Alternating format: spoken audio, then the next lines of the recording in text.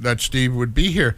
You know, where are you living these days? I'm in Brooklyn now. Oh, you're still okay. Yeah. Well, maybe you were in Manhattan in the past. I was in Manhattan from the late '70s up until went to Rhode Island to do grad school in the early '90s. Right. I had a teaching job in Colorado at Naropa University at the Jack Kerouac School of Disembodied Poetics, which was co-founded by Ginsberg, very familiar with Ann Wallman, Diane DePrima, John Cage, original faculty. Right. And I taught there for 12 years and then came back, and now I'm in Brooklyn. Okay, I see. Okay, yeah, my first correspondence with Alan, we sent the 45 single here to the radio station with a postcard inside, saying, you know, handwritten, you know. I saved all that stuff that's in my files, you know. But it was very nice to hear from him. And then in August of 1993, he came over from Lower East Side with 2 large bags of vinyl albums, his favorite blues, and my friend Elliot Katz said, "Rich, if you have Alan on the show again, please don't let him take the train." I said, well, I didn't know what he was going to bring. I told him to bring about 2 hours worth of music.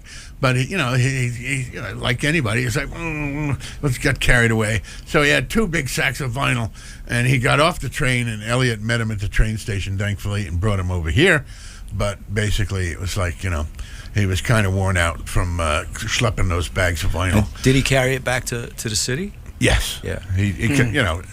Elliot gave him a ride back to the train station after we finished the show, and then he took all that stuff with him back to Penn Station, and I guess through the subways back to Lower East Side, right? With, 437 East 12th Street. Yeah. Right, yeah. Serious student of the blues. Yes, Yep. I know. That's why we had him here, you know.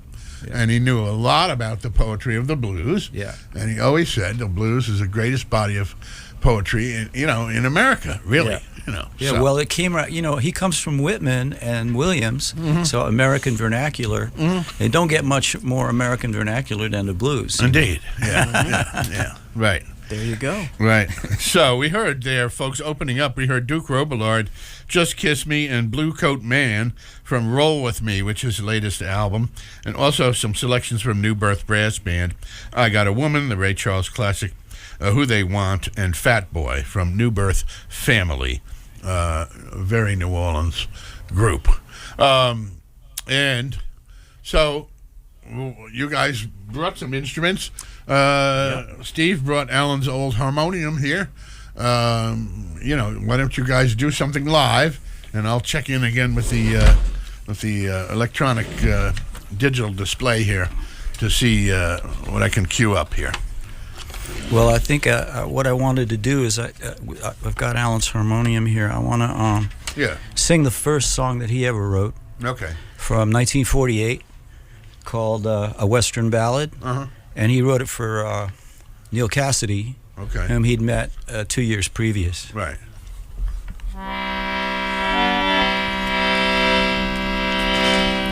When I died, love, when I died, my heart was broken in your care. I never suffered love so fair as now I suffer and abide. When I died, love, when I died. When I died, love, when I died, I wearied in an endless maze that men have walked for centuries, as endless as the gate was wide. When I died, love, when I died. When I died, love, when I died, there was a war in the upper air. All that happens there. There was an angel at my side. When I died, love, when I died.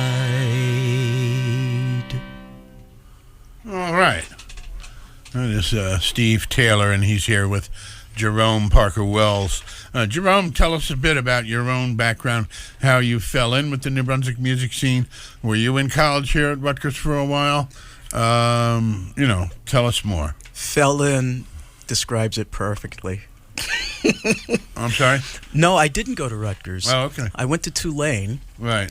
And I finished school before I came to New Brunswick. And how I went to Tulane in New Orleans. How fantastic! Yeah. What a great place to. Oh yes, to be a bass player and to be young and stupid, great. in the end of 1970s, beginning 1980s, perfect. Right. I don't regret a minute, and I'm lucky to have survived it. That's for another story. Right. So what happened was my parents were living in New Jersey. I came up here and thought I would just stay at my parents. Let's back up here. Yeah. Back up. Where basically were you born and raised? Where? Okay, I was born in Tacoma, Washington in the 1950s. All right, and then you were raised? I was raised in Japan and Germany. All right.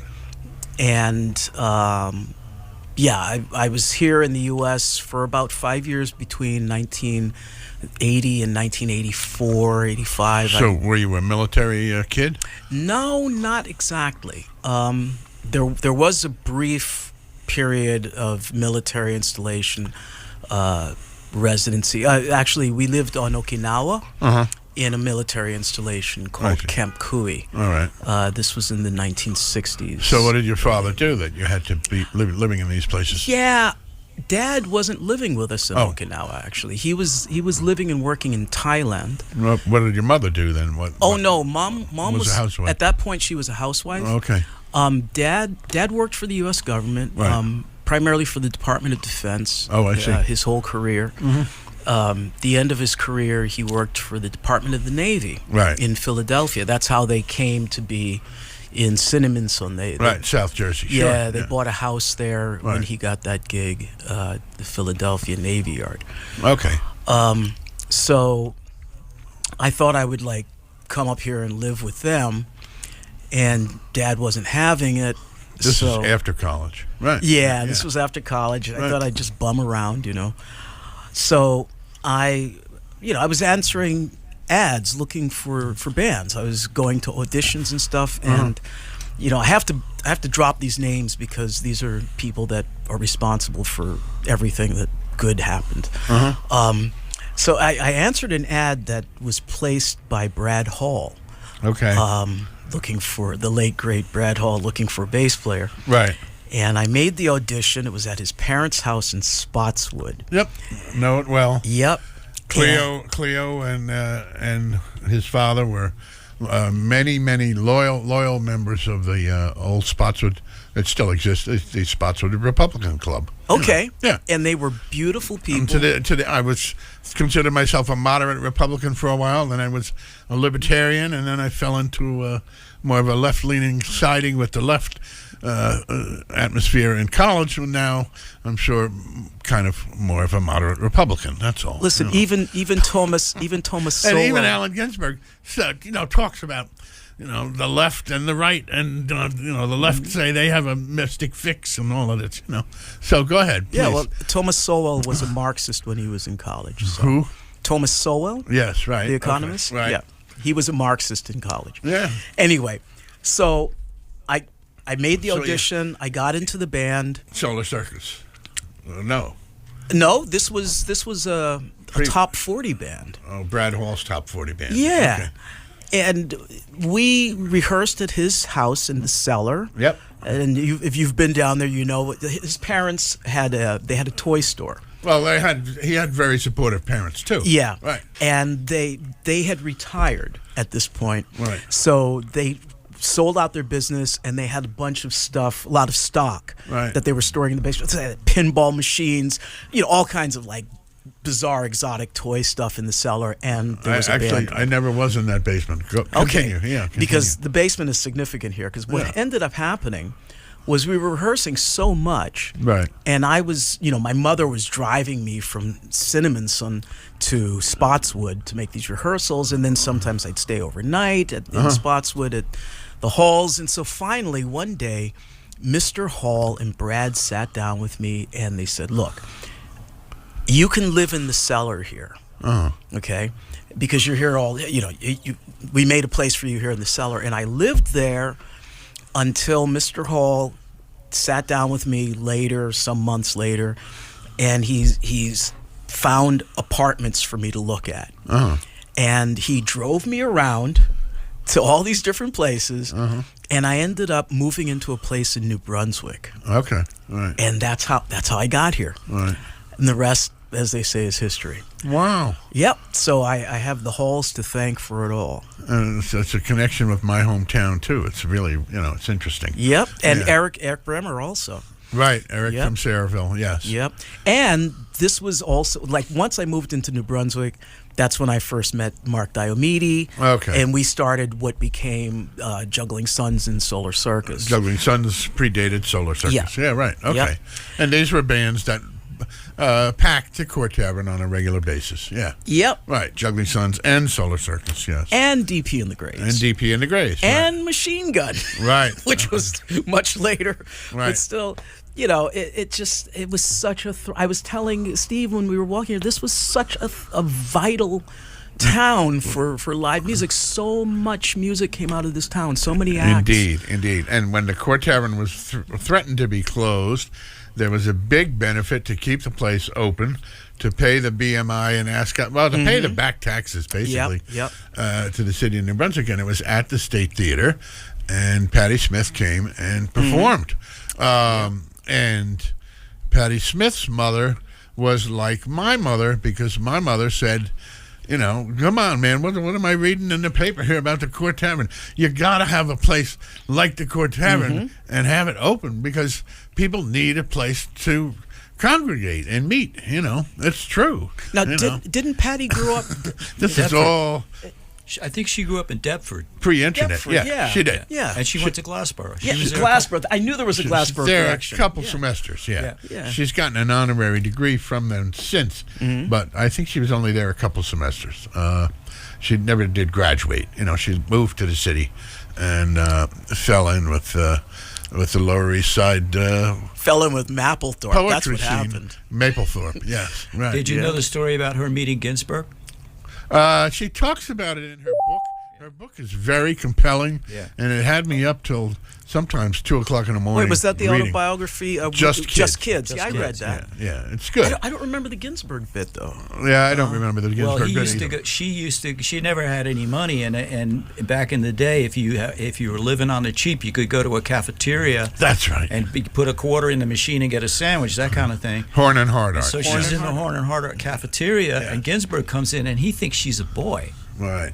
And he starts like chatting her up. Yep. Yeah. Right. Yep. Yep. Yeah.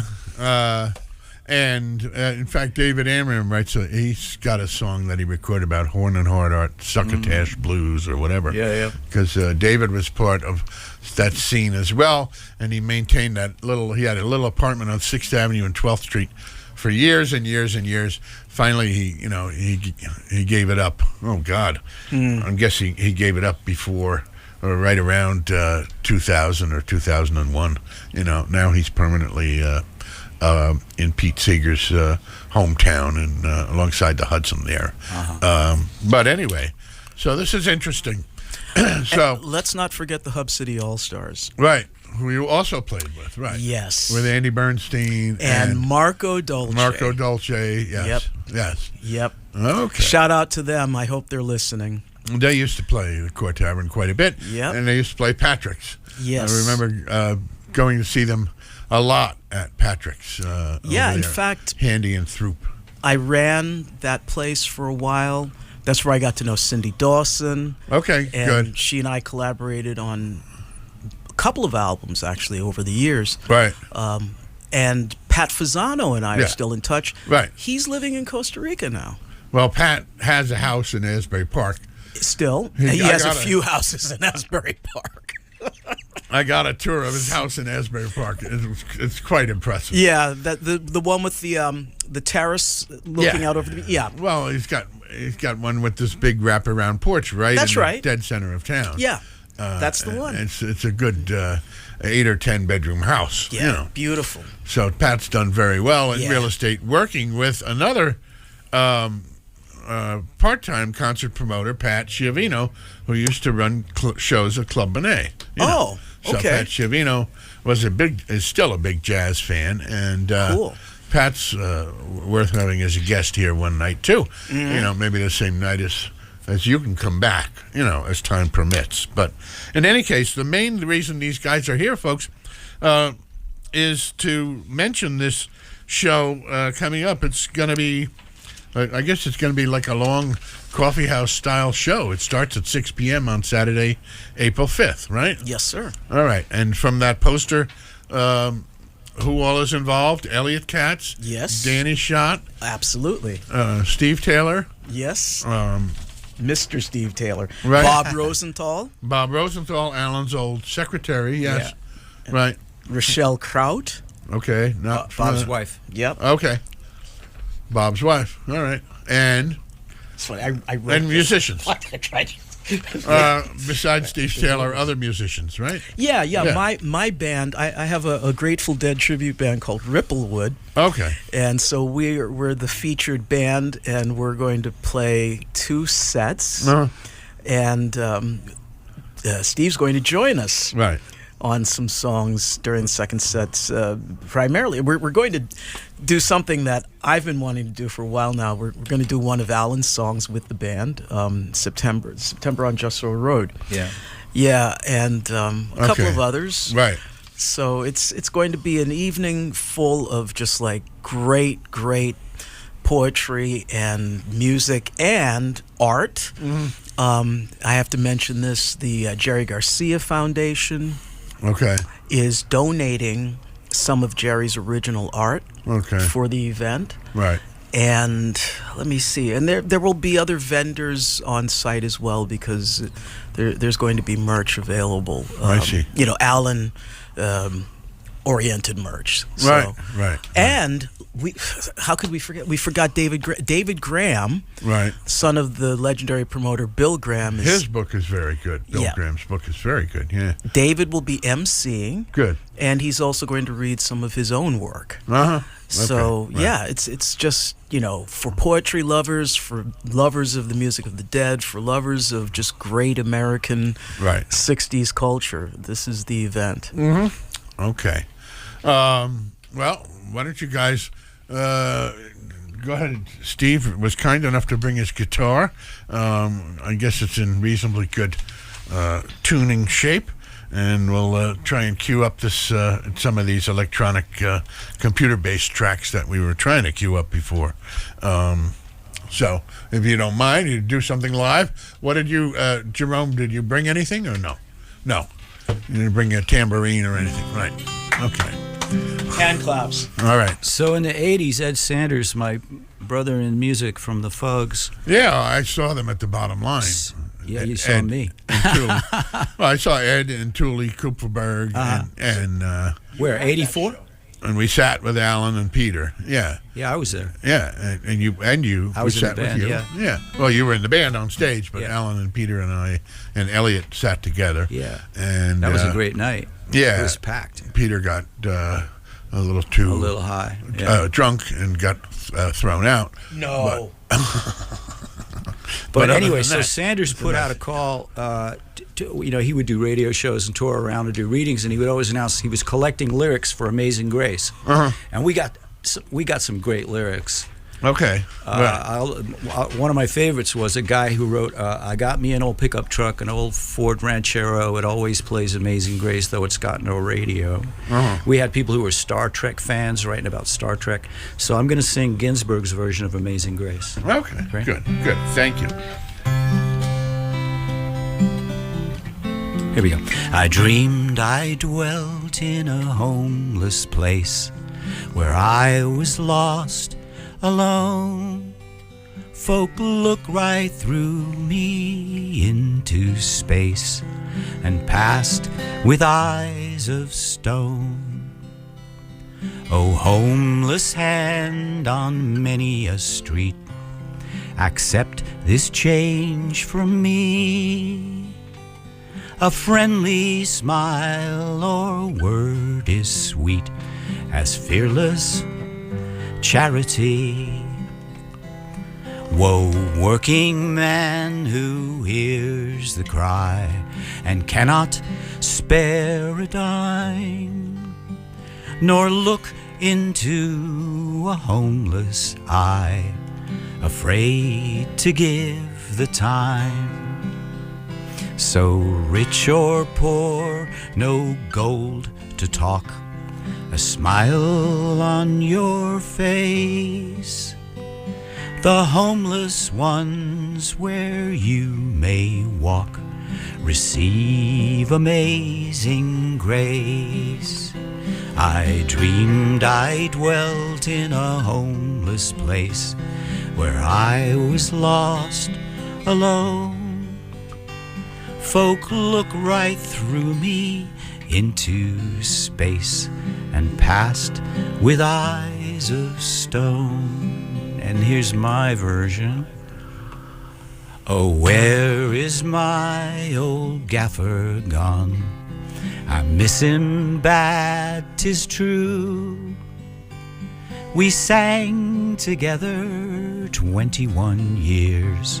He died when I was 42. He had a paralyzed upper lip. He had a tear-stained face, but his mind was lithe and loverly, amazing in its grace. Alan's been gone now more than 20 years, but he's never far away.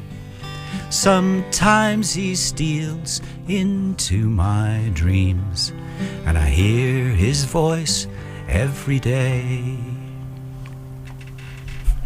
Very nice. Very nice. Yes. Nice reminiscence of a late poet, impresario, songwriter, activist, singer, Allen Ginsberg. Activist. And, well, I mean, you know. Oh, yeah. Elliot wrote that book. He's a product of his environment. He was raised, you know, right after the Depression in Patterson, and that was very, very socialist. My father, his first job in Newark was as a soda jerk at the pharmacy, and he said the pharmacy owner was a socialist, you know. So that's his environment, you know. Yeah. What are you going to do?